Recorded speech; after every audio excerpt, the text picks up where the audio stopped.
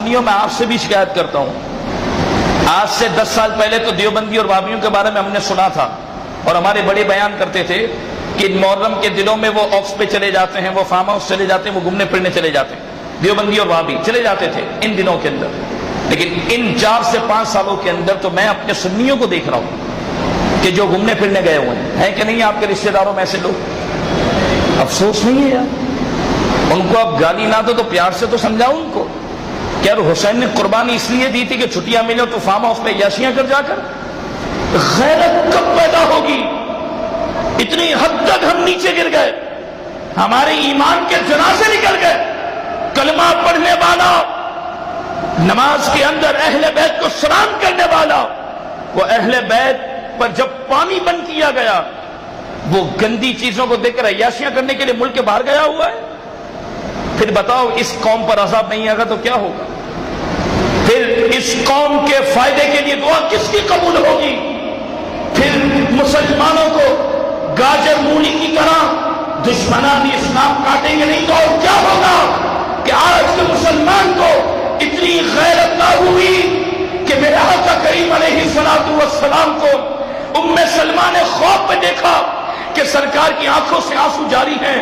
پوچھا یا رسول اللہ کیوں رو رہے ہیں؟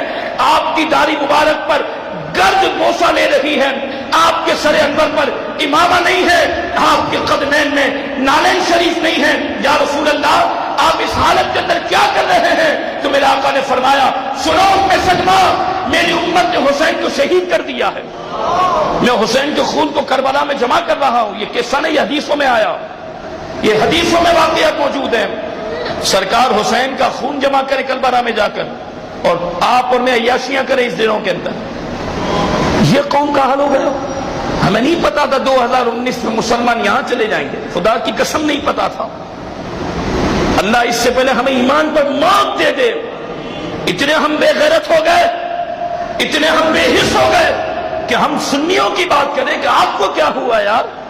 آپ اپنے رشتہ داروں کو روک نہ سکے، آپ اپنی اولاد کو روک نہ سکے، آپ اپنے بھائیوں کو روک نہ سکے، ان سے تعلق ختم کر دیتے کہ اگر تجھے حسین کی شہادت کا احساس نہیں تو مجھے تیرے رشتے کا احساس نہیں، کہ قیامت کے دن حسین کے نانا میری شفاعت کریں گے۔ اسی میں آپ کے لیے بات کر رہا ہوں، اب بے حسی والی زندگی سے باہر آ جاؤ۔ میں یہاں لپٹی چپٹی باتیں کروں گا ہی نہیں، اور آپ کو میرا مزاج پتا ہے، ہمیں لپٹی چپٹی باتیں کرنے آتی بھی نہیں۔ کیوں؟